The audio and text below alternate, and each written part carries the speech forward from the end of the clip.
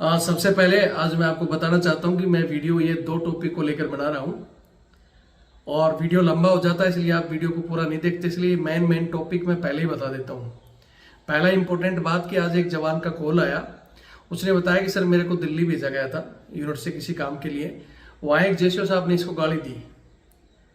JCO साहब को इसने बोला कि गाली मत दो साहब, तो फिर भी उसने वहां बहन की गाली दी, तो इसने भी जेसीओ को गाली दे दी।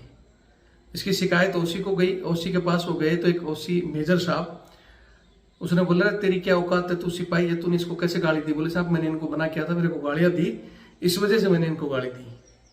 बोले तू ऐसे सीनियर को गाली देगा? हाँ। बोले ले मैं तेरी माँ बहन चोदता हूँ, फलाना निकड़ा, ऐसे करके उसको मेजर साहब ने भी गालियां दी और बोले साहब इसको भगाओ मदर चौक। तो उस जवान ने फिर बोले साहब आप मेरे को गाली मत दो। बोले क्या कर लेगा? तो जवान ने भी कह दिया, बोले तेरी माँ बहन के तू ऐसे पैदा हुआ है कि तेरी माँ बहन का नहीं है कि जो तू मेरी के बता रहा है। मतलब उसको ऐसी कड़वी बात बोल दी।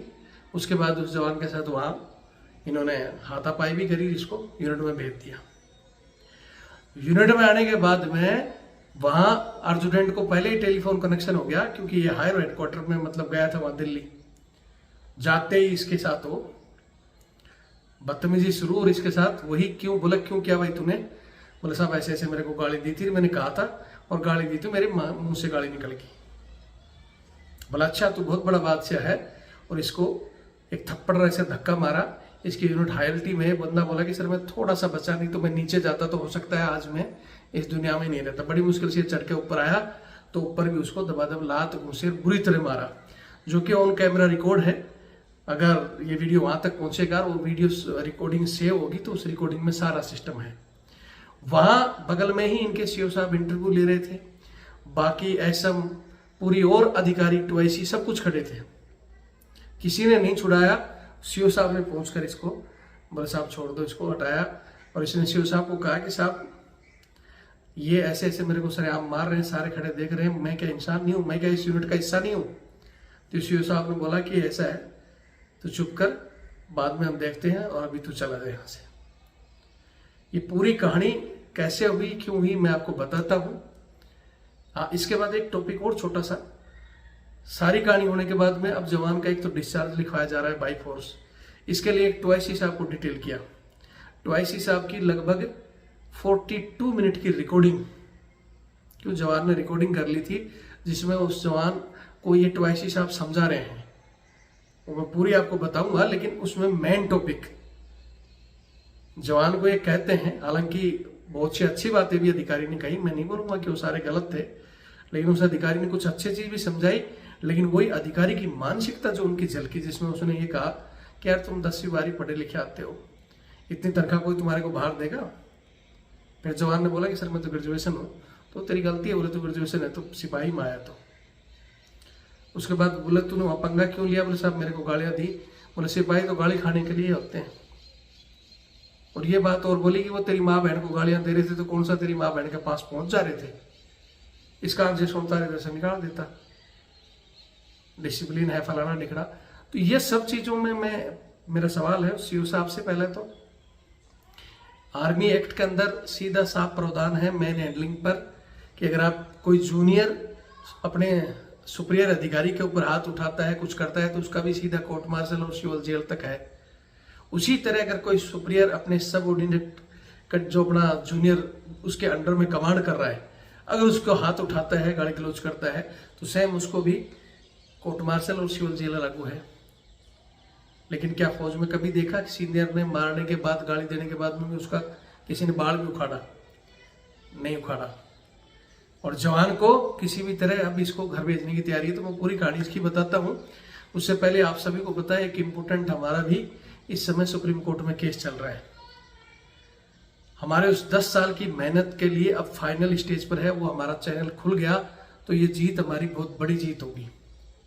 इसके लिए मैंने आपसे कहा था कि भी सहयोग दो। तो अभी तक तकरीबन हमारे पास 25 से 30 जवानों का सहयोग आया है, और राशि तो मैं यहाँ बताऊंगा तो आप बोलोगे कि क्या है, जिसमें एक बंदे ने कमेंट्स भी लिखा है कि मैंने 10,000 दिया है, उसके विषय में मैं बताऊंगा।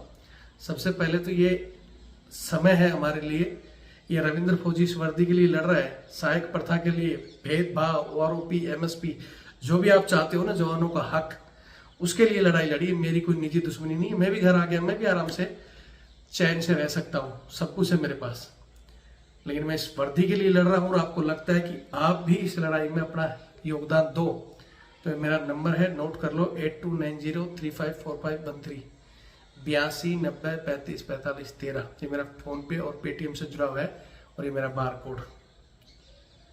सहयोग करो अगर आपको लगता है कि हमें यह जंग जीतनी है। आप सभी को पता है कि पिछले 10 सालों से लगातार मैंने पहले सभी अधिकारियों को चिट्ठियां लिखी, फिर रक्षा मंत्री, प्रधानमंत्री, राष्ट्रपति महोदय, सबको ज्ञापन सौंपे, 3-3, 4-4 बार दिल्ली में धरने दिए, यहाँ तक कि सुप्रीम कोर्ट में केस तक डाला इन चीजों को लेकर, लेकिन किसी ने नहीं सुना। इसलिए हमने वो चैनल बनाकर 10 लाख सैनिक जोड़े थे और 10 लाख सैनिकों की आवाज जैसे जैसे चढ़ने लगी और इनके जैसे जैसे ये अंग्रेजी मानसिकता धीरे धीरे इनकी अफसरशाही कम होने लगी, तो अंग्रेजी मानसिकता के लोगों ने वो चैनल ही बंद कर दिया। मुझे और मेरे से जुड़े हुए 10 लाख सैनिकों को देशद्रोही बता दिया। ये इनकी हालात हैं। अब इनको अच्छी तरह पता है कि अगर वो चैनल खुला तो इनकी ताकत बढ़ेगी और उसे सहायक पड़ता हो या जवानों के जो हक है वो जवानों को मिलेंगे। सरकार गलत नहीं है, सरकार आपको आपका हक दे सकती है, लेकिन ये सरकार को गुमराह किया इन्होंने जो दिखाया है, सरकार को बताया है, गलत तरीके से बताया है। ठीक है, आज 8th पे कमीशन के जो आप सपने देख रहे हो, आपकी आवाज वहां तक पहुंचेगी नहीं, क्योंकि खुलकर बोलने वाला कोई चैनल नहीं है। जो बोलते थे ना खुलकर बोलेंगे, ये करेंगे, फलाना करेंगे, वो सब बोलते तो है, लेकिन वही तेल लगाने वाली फौज की आदत उनकी गई नहीं है। और अगर इसी तरह बोलोगे तो कोई नहीं सुनेगा। 8th पे कमीशन में भी आपकी हालातें खराब रहेंगी। अभी मौका है, क्योंकि वहां मैंने 15 महीने से चैनल बंद है, मैंने केस को किसी तरह सुप्रीम कोर्ट पहुंचाया, इतनी तारीखें भुगती। अब लड़ने के लिए हमें अच्छे वकील चाहिए, तो अच्छे वकीलों के लिए अच्छी फीस भी चाहिए। जो अकेला रविंद्र फौजी टाटा बिरला नहीं है, मेरे से जुड़े हुए लोग भी टाटा बिरला नहीं है, मुझे पता है। जैसे एक भाई ने कमेंट्स किया ना कि मैंने 10,000 पेमेंट कर दिया, ना ही तो किसी ने 10,000 का कोई अभी पेमेंट किया है। हालांकि आज मेरे पास एक फोन जरूर आया था, एक दिन पहले भी आया था, एक जवान जो बोले सर मैं आपकी पूरी फीस दे दूंगा, कितनी फीस है। मैंने कहा दोस्त पहले तो ये बताओ आप क्या करते हो। बोले मैं सर मैं भी सिपाही हूँ और यहाँ पोस्टेड हूँ। मैंने कहा कि ऐसा है दोस्त, मुझे पता है कि आप मेरे ही भाई हो और हमारी कितनी घरेलू स्थिति कैसी है क्या है। अगर छोटी मोटी फीस होती तो मैं भी अकेला दे देता, वहां लाखों रुपए देंगे तो हम जीतेंगे, और मैं नहीं चाहता कि आप अकेले इतनी हिम्मत करो। फिर बोले नहीं सर चलो लाखों नहीं तो मैं 25,000 या 50,000 कर दूंगा, मेरे 1-2 साथी और मिलाकर भेज दूंगा। क्यों भाई, मैंने उसको भी मना किया। एक दिन पहले भी एक साथी ने बोला था कि सर मैं 10, 20, 50 दे दूं। एक आदमी अगर 10, 20, 50,000 क्यों दे, जब हम इतने साथी हैं, आप इतने लोग कमेंट्स लिखते हो, इतने लोग जुड़ते हो, तो या तो फिर सिर्फ पैसे ही जुड़े हो कि अपना काम बढ़े इसलिए जुड़े। और जुड़े हो तो कोई भी, मैंने कह रखा है कि आपकी जो कैपेसिटी है उसके अनुसार 500 या 1000 रुपए आप हर आदमी देगा, तो हमारे पास बजट भी हो जाएगा, हमारा चैनल भी खुल जाएगा, वकीलों की फीस भी चली जाएगी, और आगे भविष्य में छोटी छोटी चीजें जो हमने लड़ी है उसको बड़ाई लड़ाई में तब्दील कर सकते हैं और हमारे ये मुद्दे हासिल हो सकते हैं। लेकिन नहीं, जो कमेंट्स लिख रहे हैं वो आपको या तो उनकी मंशा कैसी है या अच्छे ढंग से लिखा है मैं कह नहीं सकता, लेकिन कुछ लोग तो जो लिख रहे हैं ना बैठे बैठे, वो मतलब सपोर्ट नहीं कर सकते तो टांग मत खींचो। लेकिन ये टांग खींचने वाले तो वही है कि जिनको जिंदगी भर डोलू पकड़ के नौकरी की है, उनका दिल्ली देहरादून छूट जाएगा तो मुश्किल हो जाएगा, और अपने बच्चों को भी वहीं से सेट कर देंगे, और बाहर आकर मुझको को ताव देकर पता नहीं कौन से स्टार लगाकर बोलेंगे कि हमने तो कारगिल में ये किया था, जबकि कारगिल में तो छोड़ो, कभी यूनिट के गेट पे भी ड्यूटी नहीं दी होगी, क्वार्टर गार्ड में भी। तो उन लोगों को तो छोड़ दो। आपको लगता है कि हाँ ये जंग हमारी है तो साथ दो। बहुत एक भाई ने जिस दिन कहा था कि सर आप 1000 आदमियों का ग्रुप बनाओ, 5,000 कमेंट्स, 5,000 का डोनेशन लो तो अच्छा फीस आ जाएगा, लेकिन मैं ही सब कुछ करूं, मैं ही बनाऊं। मेरे को फोन करके पूछेंगे बहुत से साथी सर कितना सहयोग करें। मैंने बता दिया इंडिविजुअल में किसी को बोलता नहीं।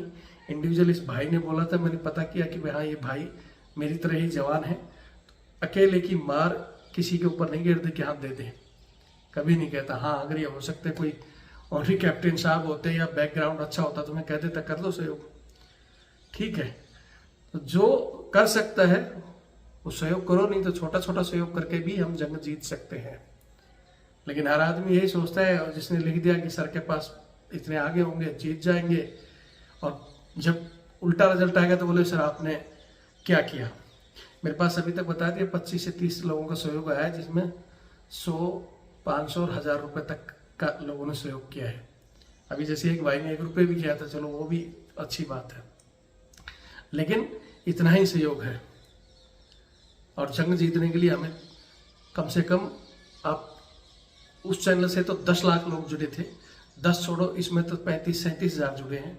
इस 37 हज़ार में भी छोड़ो, 37 हज़ार में से 10वां हिस्सा अगर 3,000 आदमी भी छोटी छोटी पेमेंट करेंगे, तब भी हमारे पास बहुत कुछ होगा और हम लड़ सकते हैं, आगे बहुत बड़ा कुछ कर सकते हैं। अब ये आपको तय करना है कि जय हिंद, साथ हैं लेकिन रुपया एक भी नहीं खर्च कर सकते, या दूसरों को देख के कि हाँ सर मैंने भी कर दिया, आता हमारे पास ही है।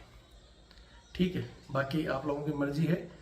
ये 4 तारीख को अगर हमारा चैनल खुल जाता है तो बहुत अच्छी बात है। आगे की रणनीति मैं आपको बता दूंगा, क्योंकि अब समय है कुछ बड़ा करने का, और वो हम बड़ा करेंगे। नहीं चैनल खुलता, बहुत से लोग कहते हैं कि पैसे के लिए करता है, बैठे बैठे ये कर रहा है।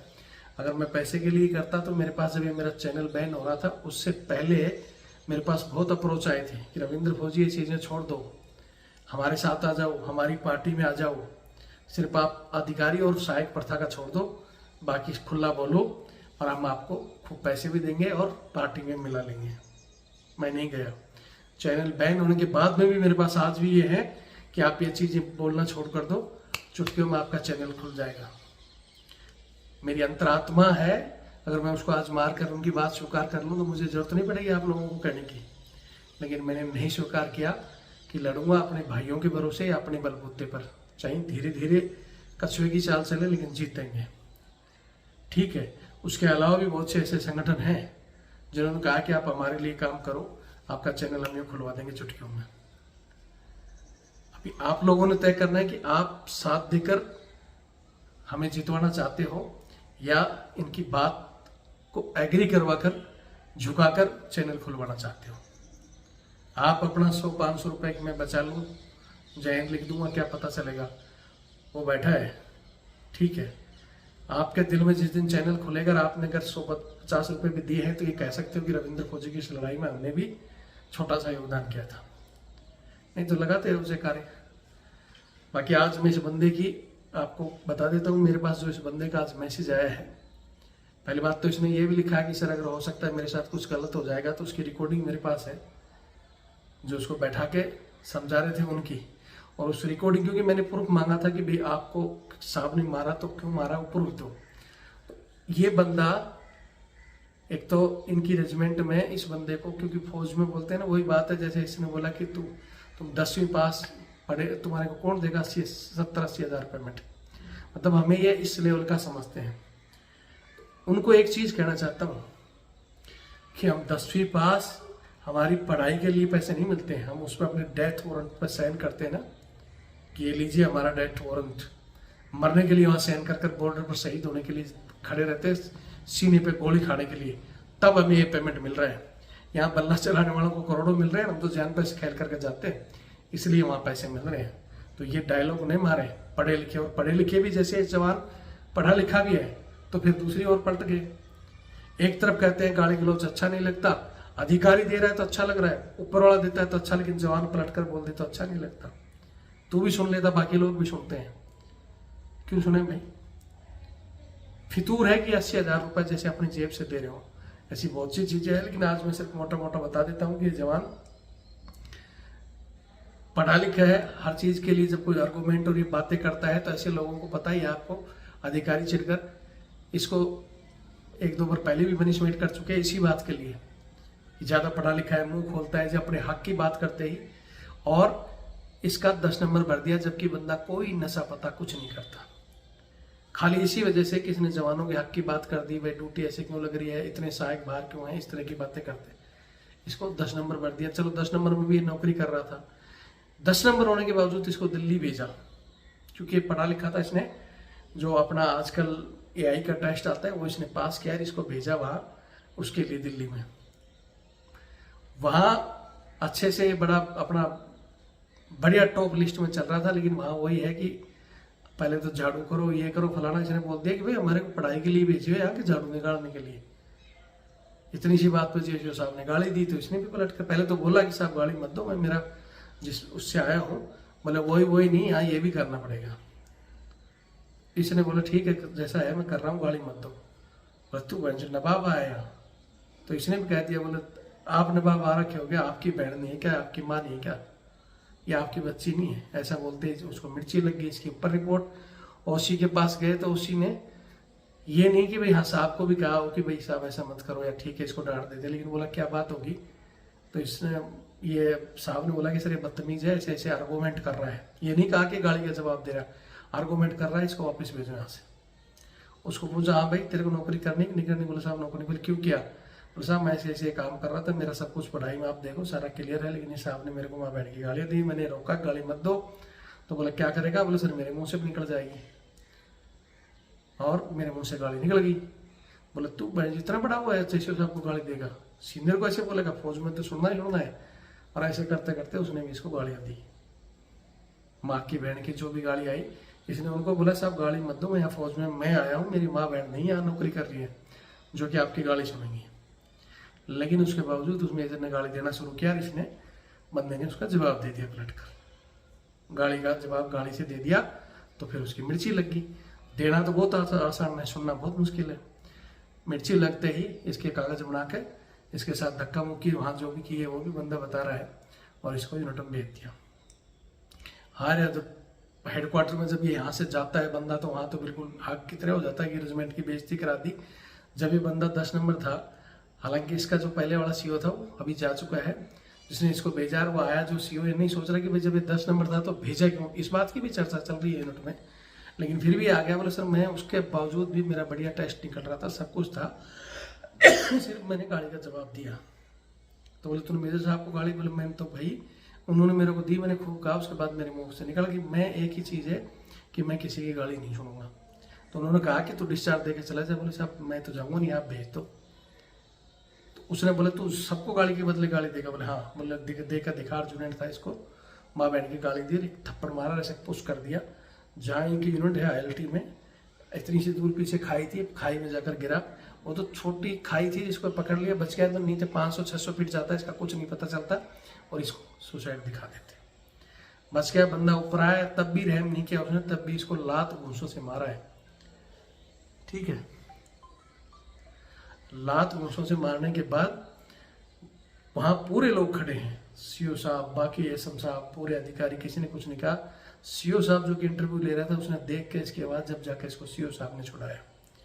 इसने सीओ साहब को भी बोला कि साहब फौज में तो आप बोलते हो रूल सबके लिए बराबर है, मेरे को मार रहे हैं, माँ बहन की गालियाँ दे रहे हैं, और यहाँ कोई मेरे को मतलब बचाने वाला नहीं है। इसी को डांट फटकार के बोले भेज दे, चलो देखते हैं बाद में। इसको भेज दिया। उसके बाद में सारे बैठे हैं, रणनीति बनाए हैं कि भाई 10 नंबर है, इसको डॉक्टर के पास भेजो और इसको करवा दो, क्या घर भिजवा दो। डॉक्टर ने जाते इसके कागज पत्र देखे, चेक किया, तो बोले ये तो बंदा फिट हो रहा है। डॉक्टर ने फोन किया, बोले नहीं सीओ साहब ने कि इसको भेजना है, कैसे बनो। डॉक्टर ने एक बार इसको वापस भेज दिया। और डॉक्टर ने वापस भेज दिया तो वो एक अफसर को डिटेल किया जो कि टवाइसी साहब हैं कि इसको किसी भी तरह खुद साइन करवा लो। तो उसकी 42 मिनट की रिकॉर्डिंग मेरे पास आई हुई है। हालांकि वो अधिकारी ने इसको अच्छे पॉइंट भी दिए कि भाई तू ये कर ले, वो कर ले, तू साइन कर दे, नहीं तो तेरी बेइज्जती करके निकालेंगे, धक्का दे। मतलब दोनों साइड से बोलते हैं ना कि एक मार से समझा रहा है, एक प्यार से समझा रहा है। बंदे ने मना कर दिया, मैं साइन नहीं करूँगा। हालांकि उस अधिकारी ने ना ही कोई रिकॉर्डिंग में गाली गलौज की है, ना ही कुछ, लेकिन जो 3 शब्द बोले हैं कि 10वीं बारी तुम आते हो और इतनी तनख्वाह कौन देता है कोई सिविल में तुम्हारे को, और तू पढ़े लिखा गलती से इसमें आ गया। पढ़े लिखे के कारण ही इस मतलब बंदे का मुंह खोलने के कारण ही इसको सजाएं मिली है। बीच में दिल्ली से मतलब जब इसके साथ वहाँ मारपीट हुई थी तो वहाँ से आउट भी हो गया था। ये भी मैं आपको बता देना चाहता हूँ, आगे फिर बातें आपके पास आएंगी तो बताया नहीं, ये बोलोगे। अच्छा, एक तो ये पॉइंट उनका कि पढ़े लिखे का मुँह इसलिए फलाना दिख रहा। दूसरा ये कि साहब गाड़ी, बोले जवान तो यहाँ तू ही क्या बोले, सारी फौज गाड़ी खा रही है, तेरे को ज़्यादा मुँह लग रही है। और दूसरी बात है कि गालियाँ देती है तो कोई तेरे बहन के पास थोड़ी पहुँच जाता है। मैं तेरे को माँ की गाली दूंगा तो तेरी माँ के पास थोड़ी पहुँच जाऊँगा, फलाना दिख रहा। ये मेरा ऐसा मन थोड़ी होता है। इस तरह की चीज़ें इसको लंबी चौड़ी समझाई। पहली बार फौज में इस साहब ने समझाते हुए इस बंदे को बैठाया भी है चेयर पे, चाय भी पिलाई, इसके लिए मैं धन्यवाद देना चाहता हूँ अधिकारी को। लेकिन लास्ट में, क्योंकि इसको मैंने पहले ही बता दिया था, मेरे टच में था कि सहन मत करना, उनको बता देना। तो इस बंदे ने यही बताया कि सर आप पढ़े लिखे हो, आप सब कुछ आपके पास है, तो आप मेरे को भेज दो, बाद में जाके जो मेरे को करना है कर लेना।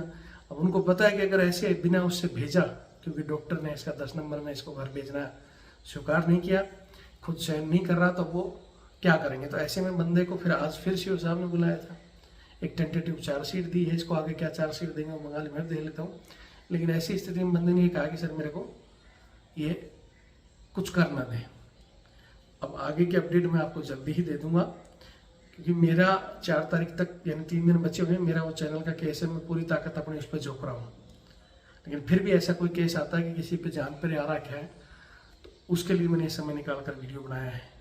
हालांकि 1-2 और भी आ रखे हैं जो मेरे घर पर झगड़ा या फैलाना है, तो उनको मैं कहना चाहता हूँ 4 तक रुके। एक भाई साहब का 16 से केस चल रहा है, वो भी फ़ोन कर रहे हैं, सर मेरे से बात कर लो, 4 दिन वेट कर लो, मेरा केस आ जाए तो उसके बाद में दूसरी तारीख तक का मेरे पास टाइम रहेगा, आपका भी करेंगे। लेकिन आप अपने लिए फ़ोन करना, सर मैं आपसे जुड़ा हूँ, गुड मॉर्निंग, फलाना ढेड़ा, लेकिन यहाँ जब सहयोग की बारी आती है, वहाँ सारा आपका झंडा खत्म हो जाता है।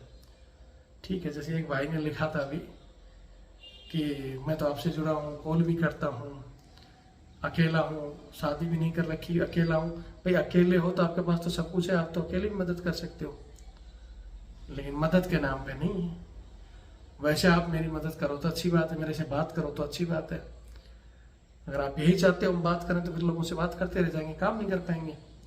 हम बात करते हैं, जैसे मैंने अभी इसके अधिकारी के नंबर लिया, एसएम साहब का, अर्जुनेंट का, सीओ साहब का, उनसे बात करेंगे। बात जहाँ करनी होती है, आप चाहोगे मैं काम की बात करूँ तो काम की, नहीं आप बोलो ऐसे करो तो ऐसे करता हूँ।